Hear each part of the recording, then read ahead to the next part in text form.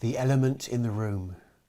This poem is not to scale. It does not adhere to scholarly standards or scientific exactitude. Its only apology is to Dr Seuss. On a blustery day, breezing in from the west, a gust is persuaded to stay as a guest. Then a biddable beam, an amenable ray that was just passing through, is invited to stay. Element 1 and element 2 would like to come in and say, how do you do?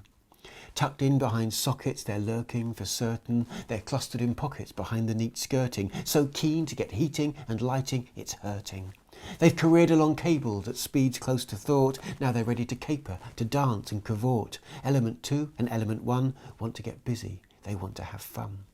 Then the big switch is flicked and the elements flock, zoom in and illumine the digital clock. And hickory, dickery, ever so quickly, emanate oodles of bright electricery.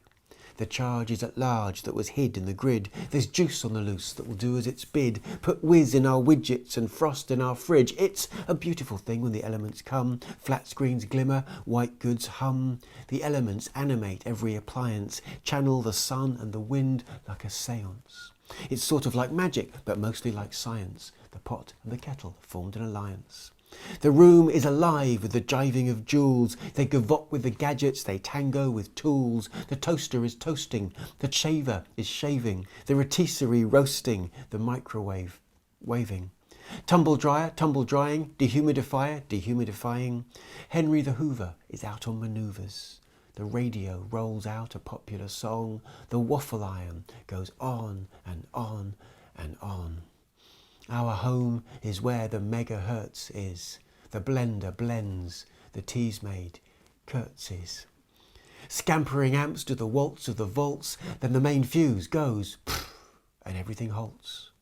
Element 1 and element 2 have died. What are we going to do? Element 2 and element 1 have left the building, upped and gone. Nobody pouts and nobody panics. We trust in the first law of thermodynamics. Energy cannot die, it's just redeployed. It can't be created, it can't be destroyed, it can't be frustrated, it won't get annoyed. It can't be upset, it won't get in a mood, but it can be renewed and renewed and renewed.